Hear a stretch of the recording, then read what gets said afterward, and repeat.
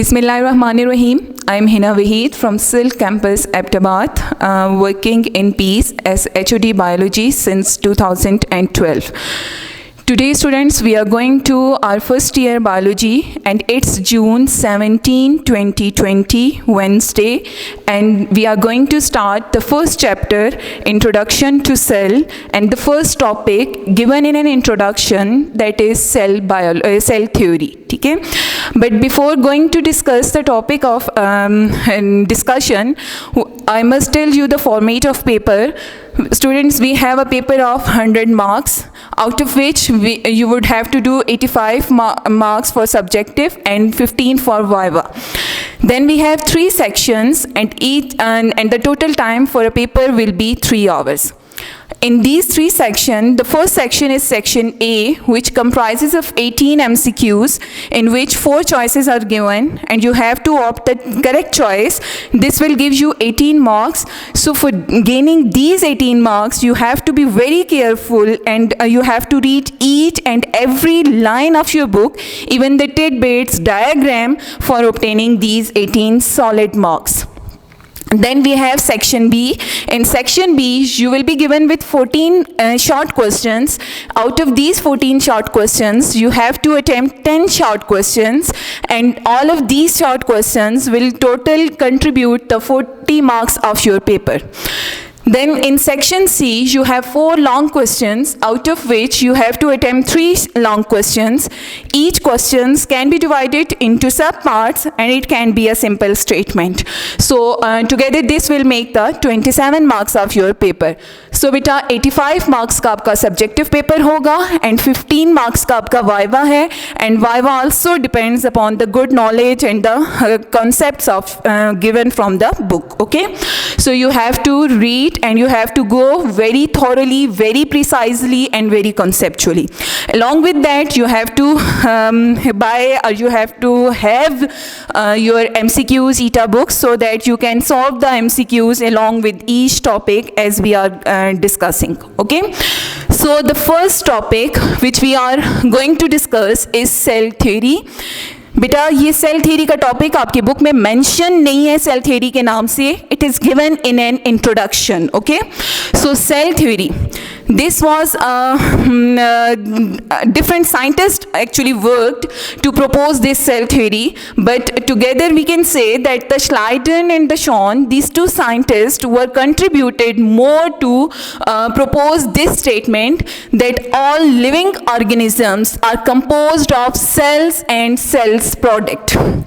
आप देखें हमारे जितने भी ऑर्गेनिजम्स हैं, या तो वो सेल से बने हुए होंगे या सेल के प्रोडक्ट से बने हुए होंगे. ना हम ये डिस्कस करते हैं कि सेल क्या है और फिर सेल का प्रोडक्ट क्या है, कि हम इस स्टेटमेंट को जस्टिफाई कर सकें कि व्हाट इज सेल थ्योरी. ठीक है, सो बेटा सेल एक ग्रीक लैंग्वेज का वर्ड है. आईसीए की बुक में सेकेंड MCQ गिवन है, cell is derive from which word. ठीक है, so it is a Greek word which is सेलुला.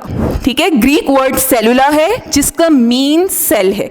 अब इसको सेल या सेलुला क्यों कहते हैं, we will discuss it later. Okay, then cell को हम डिफाइन करते हैं कि basic structural and functional unit. Now why do we called as basic structural and functional unit? Here you can see the objectives in which in your exercise short question number 5 is given that justify the statement why cell is the basic structural and functional unit. ठीक है, सो हम इसने इस statement पे आपका short question है, तो हमने इसको जस्टिफाई करना है कि क्या वाकई सेल के अंदर कुछ ऐसा फिनोमेना है या सेल में कुछ ऐसी चीजें हैं जो कि हम कह सकते हैं कि हमारी पूरे स्ट्रक्चर्स को और हमारे सारे फंक्शंस को कंट्रोल करता है. So we will discuss it. Okay, first of all, हम किसी भी चीज को सेल क्यों कहते हैं, क्या रीजन है कि हम किसी भी चीज को सेल कह रहे होते हैं. ठीक है, मतलब एक चीज पड़ी हुई है तो मैं इस मार्कर को उठा के सेल नहीं कह सकती, या मैं अगर कहूंगी तो किन बेसिस पे कहूंगी. ठीक है, so for that you have to maintain these 3 requirements. यानी अगर मैं इस मार्कर को सेल कह रही हूँ तो इसके अंदर ये 3 रिक्वायरमेंट्स होनी चाहिए सेल कहलाने के लिए, ठीक है। So the first is membrane. You can see here, मैंने यहाँ पे एक प्लांट सेल बनाया है और एक ये बैक्टीरियोफेज है, ठीक है। सो आप इन दोनों में से डिफ्रेंशिएट करेंगे कि कौन सा वाला सेल है और why we are called it cell, and कौन सा वाला नहीं है तो why do we not called it cell, okay. So the first is membrane. आप यहाँ पे देखिए बेटा, ये आपके पास है मेम्ब्रेन, आपने पढ़ा हुआ है cell membrane inside the cell wall. बहरहाल अगर सेल वॉल नहीं भी होती, as in case of animal, membrane will be present, okay. Second क्या है हमारे पास, साइटोप्लाज्म होना चाहिए। No membrane is for protection,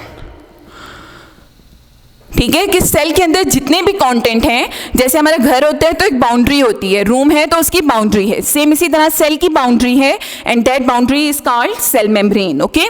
then we have enclosed material. आप रूम के अंदर देखें बहुत सारा मटेरियल कुछ ना कुछ प्रेजेंट है। इन द सेम वे हमारे पास प्लांट सेल के अंदर या कोई भी सेल है उसके अंदर कुछ ना कुछ मटेरियल प्रेजेंट होता है, उसको हम कहते हैं साइटोप्लाज्म, ठीक है। Now this cytoplasm is transparent plus jelly like fluid,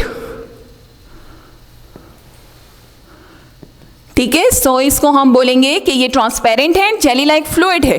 तो किसी भी ट्रांसपेरेंट और जेली लाइक फ्लूइड को हम साइटोप्लाज्म तो नहीं कह सकते हैं।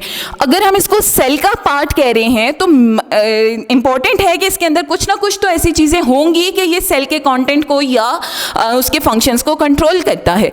सो बेटा आपने याद रखना है कि साइटोप्लाज्म के अंदर हमारे पास मॉलिक्यूल्स होते हैं, ऑर्गेनिक मॉलिक्यूल्स भी होते हैं, इनऑर्गेनिक भी होते हैं, एंड along with that हमारे पास इसमें हाउस होल्डिंग होता है ये ऑर्गेनेलीज का। ऑर्गेनेलीज आपको पता है माइटोकॉन्ड्रिया है, गोल्जी बॉडीज है, वट एवर जितनी भी हमारी ऑर्गेनेलीज हैं, they are lies inside the cytoplasm, ठीक है। सो ये जो ऑर्गेनिक एंड इनऑर्गेनिक मॉलिक्यूल्स हैं जो साइटोप्लाज्म में प्रेजेंट होते हैं, ये हमारे बहुत सारे जो फंक्शंस हैं उनको कंट्रोल करने में हेल्प करते हैं, ठीक। इसी तरह जो हमारी ऑर्गेनेलीज हैं वो बहुत सारे फंक्शंस को कंट्रोल करने में हेल्प करती हैं, ठीक है। अच्छा, so cytoplasm is important for being a cell, क्योंकि उसमें ये 2 कंटेंट हैं और ये दोनों कंटेंट हमारे पास बहुत ज़्यादा इंपॉर्टेंट हैं, ठीक। Then the next is genetic material. अब देखें जेनेटिक मटेरियल आपके पास 2 तरह का हो सकता है, it can be DNA and it can be RNA, but this DNA and RNA can be present enclosed inside the nucleus and it can be scattered, ठीक है। जैसे अब यहाँ पे देखें बेटा कि यहाँ आपको न्यूक्लियस में DNA नजर आ रहा होगा, this is nucleus and this is DNA। So nucleus can be enclosed inside the DNA, ठीक है। वाइल अगर आप यहाँ पे देखो तो this is scattered, it is not in enclosed form, ठीक। So these are the 3 basic things कि हम किसी भी चीज़ को सेल कह सकते हैं। So first was membrane, second was cytoplasm to carry out the functions, and third is the basic thing that is the DNA.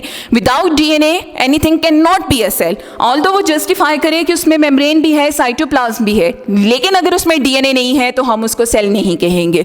उसमें डीएनए है, साइटोप्लाज्म है, मेम्ब्रेन नहीं है, वो सेल नहीं हो सकता। उसमें मेम्ब्रेन और डीएनए है, साइटोप्लाज्म नहीं है, तो भी वो सेल नहीं हो सकेगा, ठीक है। सो आपने याद रखना है कि these 3 things are necessary for anything to be a cell, okay. So अब मुझे ये बताएं कि क्या ये वायरस बैक्टीरियोफेज जो है ये सेल है या नहीं है। तो हम इसको चेक करते हैं, ठीक है। आपको यहाँ पे बेटा इसमें डीएनए नजर आ रहा होगा और ये इसके ऊपर हेड है, head can act as a membrane, ठीक है। लेकिन अगर आप इसके अंदर देखें तो आपको कोई साइटोप्लाज्म नजर नहीं आएगा, cytoplasm is absent. So if it is not having cytoplasm, then we cannot say that bacteriophage is a cell, ठीक है। So हम वायरसेस को रीड करते हैं acellular लाइफ में। इट इज लाइफ क्योंकि इसमें डीएनए प्रेजेंट है, but it is not a cell क्योंकि इसमें साइटोप्लाज्म नहीं है, ठीक है। सो ये चीजें क्लियर हो गई। अब आप अगर देखें तो हम ये कह सकते हैं कि basic structural and functional unit, structure तो है, हमारे स्ट्रक्चर्स बनेंगे, मैं आपको बताती हूँ कैसे, और फंक्शनल भी है क्योंकि इसमें साइटोप्लाज्म भी है, इसमें डीएनए भी है, ये हमारे फंक्शंस को भी कंट्रोल करेगा, ठीक है, और इसमें ऑर्गेनेलीज भी हैं। तो अब आपने 9th क्लास में सेलुलर ऑर्गेनाइजेशन पढ़ी होगी बेटा, तो हम ये कह सकते हैं उसकी बेस पे कि cell is the structural unit of life, ठीक है। देखिए आपने ये पढ़ा था कि सेल्स मॉलिक्यूल से मिलके बनते हैं, मॉलिक्यूल्स ऑर्गेनेलीज बनाते हैं, ऑर्गेनेलीज ग्रुप टुगेदर होती हैं तो आपके पास मेम्ब्रेन बाउंडेड सेल बन जाते हैं, ठीक है। देन डिफरेंट सेल्स जो हैं वो कंबाइन होते हैं तो हमारे पास टिश्यूज बनते हैं, टिश्यूज कंबाइन होते हैं तो ऑर्गन्स बनते हैं, ऑर्गन्स कंबाइन होके ऑर्गन सिस्टम्स बनाते हैं, एंड ऑर्गन सिस्टम ऑर्गेनिजम्स बनाते हैं, ठीक है। यानी मैं बात करूं अगर एक एनिमल की तो उसमें सेल ही उसका बेसिक स्ट्रक्चरल यूनिट है, यानी हर एक ऑर्गन उसका सेल से बना हुआ होगा, ठीक है। सो हम ये कह सकते हैं कि cell is the basic structural and functional unit, ठीक है। Now the history of formulation of cell theory, यानी हमारा टॉपिक है सेल थ्योरी, तो उसमें कौन कौन से साइंटिस्ट ने कंट्रीब्यूट किया था उसको प्रपोज करने में या उसको पुट फॉरवर्ड करने में, ठीक है। So the first was Aristotle. 17th century की बात है कि जब हमें पता ही नहीं था कि सेल होता है या नहीं होता, उस टाइम पे एरिस्टोटल ने एनिमल्स एंड प्लांट सेल्स को जब स्टडी किया, ऑब्जर्व किया, तो उसने फाइंड किया कि they both have some relation among them, ठीक है, and later on this relation was called as cell, okay. Then the second was Anton von Leeuwenhoek. Anton von Leeuwenhoek, Dutch scientist थे, he was famous for studying the microorganism, so he was called as father of microbiology, ठीक है। He studied the bacteria, microorganisms, जैसे amoeba को देख लें, paramecium को देख लें, उनको उन्होंने स्टडी किया तो उसमें भी उन्होंने कुछ रिलेशन फाइंड किए जिनको सेल का नाम दिया, तो उसको नाम दिया था एनिमक्यूल्स का, ठीक है।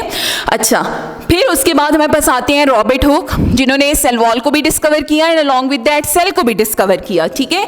1665 में प्लांट के कुछ सेल्स होते हैं जो उसके स्टेम में प्रेजेंट होते हैं, कार्क सेल्स, उनको लिया और माइक्रोस्कोप के अंदर एग्जामिन किया, ठीक है।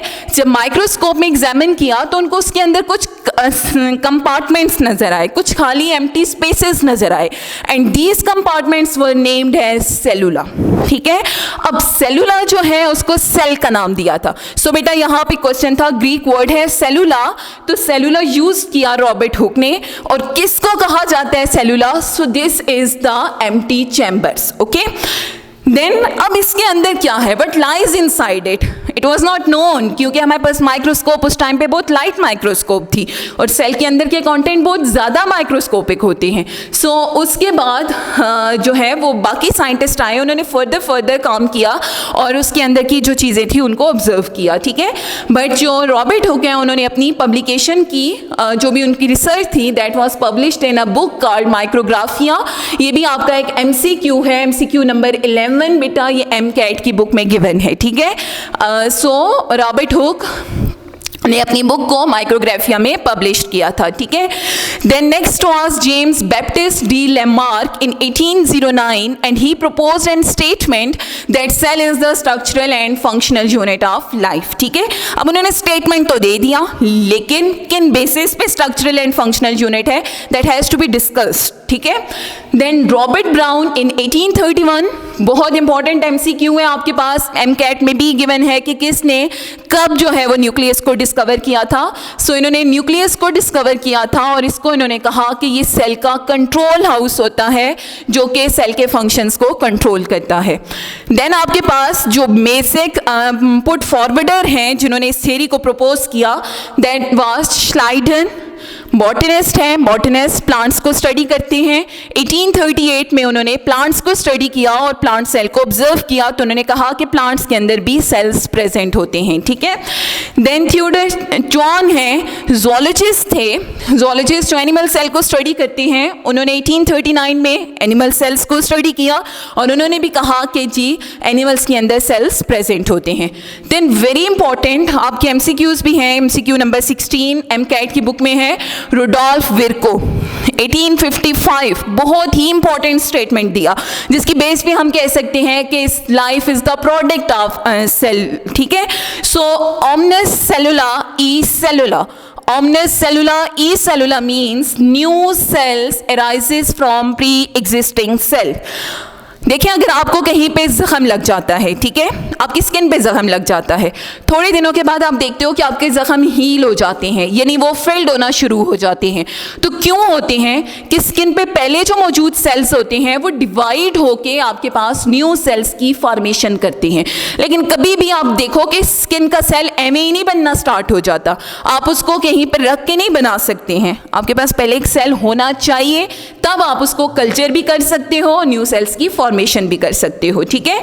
And last and very important, Louis Pasteur 1862 में उन्होंने बैक्टीरिया को स्टडी किया और उन्होंने एक कंसेप्ट प्रपोज किया कि जो पेरेंट सेल्स होते हैं वो डॉटर सेल्स बनाते हैं और उनका जो पेरेंट सेल्स हैं उनका same genetic material daughter cells के अंदर ट्रांसफ़र होता है. जैसे अगर आप देखें तो आपके पास ये सपोज एक बैक्टीरियल सेल है, ठीक है. ये बैक्टीरियल सेल बेटा आपने पढ़ा हुआ है कि बाइनरी फिशन से डिवाइड होता है तो पहले ये अपने कंटेंट को डबल कर लेता है, यानी इसका जो डीएनए होगा वो डबल्ड हो जाएगा, ठीक है. अब उसके बाद ये क्या करता है कि ये इनवर्ट एस से अपनी मेम्ब्रेन को इनफोल्ड करता है और उसके बाद ये फाइनली डिवाइड हो जाता है. ये डीएनए जो इसमें था पहले वो रेप्लिकेट होके 2 पार्ट्स में डिवाइड हो गया और फाइनली जब आपके पास सेल्स बनते हैं तो वो फिर एक डॉटर सेल नहीं होता, दे विल बी 2. सो हम ये कह सकते हैं कि new cells arises from the pre existing cells and the DNA और the genetic material is passed into the daughter cell same as the parent cell is having, ठीक है. नाउ हमारे पास जो पास्चुलेट्स हैं और पास्चुलेट क्या हुए, इन सारी जो हमारे साइंटिस्ट थे उनकी ऑब्जर्वेशंस की बेस पे कि cell is the unit of life. Unit of life है, आपने यहाँ पे डिस्कस किया कि सेल से ऑर्गेनिज्म बन रहा है, so it is the unit of life. Then हमने कहा new cell arises from the pre existing cells. Yes, we have seen here that bacteria is dividing through the binary fission. यहाँ division होती है जिसको आप बाइनरी फिशन कहते हैं. And this, after this binary fission, we have these 2 daughter cells which arise from the pre-existing parent cell. ठीक है? Then heredity material, cell must possess a heredity material. अगर ये बाइनरी फिशन कर रहा है और न्यू सेल्स बन रहे हैं तो उसके अंदर जेनेटिक मटेरियल भी ट्रांसफ़र होना चाहिए एंड दैट जेनेटिक मटेरियल और heredity material is DNA. Heredity उसको इसलिए कहते हैं कि वो करेक्टरिस्टिक को ट्रांसफ़र करता है, ठीक है. ह्यूमन है तो ह्यूमन के बच्चे ह्यूमन की तरह होते हैं, तो वो क्यों होते हैं, क्योंकि हमारे पास सेल्स के अंदर डीएनए प्रेजेंट होता है, ठीक है. देन बेटा metabolic activities, as we have discussed here that the cytoplasm is the storehouse of organelles as well as molecules, ठीक है. So organic and inorganic molecules, they will help in carrying the metabolic activities like respiration, photosynthesis and so many, even digestion, everything जो हमारी body के अंदर हो रही होती है वो सब metabolic activities actually lies inside the cell. Okay, so अब जो हमारा एक्सरसाइज का शॉर्ट क्वेश्चन नंबर 5 है वो आपको यहाँ से बेटा क्लियर हो गया होगा कि सेल क्यों जो है वो basic structural and functional unit है. सो आपने यही वाला सारा कंटेंट इसी तरह से अपने शॉर्ट क्वेश्चन के अंदर लिखना है, ठीक है. और एमसीक्यूज देखें, सेलुलर सेकंड एमसीक्यू था, that is cleared. Then 11 Micrographia में उसने पब्लिश किया. 14 आपके पास एमसीक्यू था, रॉबर्ट ब्राउन ने न्यूक्लियस को 1831 में डिस्कवर किया. देन 16 एमसीक्यू आपके पास आता है, ओमनिस सेलुला ई सेलुला किसने प्रपोज की. सो रोडोल्फ विर्को की स्टेटमेंट है, 1855 में उसने प्रपोज की थी, ठीक है. देन 18 हमारे पास है कि सेल थ्योरी क्या है, उसका statement, all living organisms are composed of cells and cells product that were proposed by Schleiden and Schwann, ठीक है. So that was for your today's lecture, that is cell and cell theory. Hope you have got it. If you have found any problem you can inbox or you can ask. Okay, Allah Hafiz.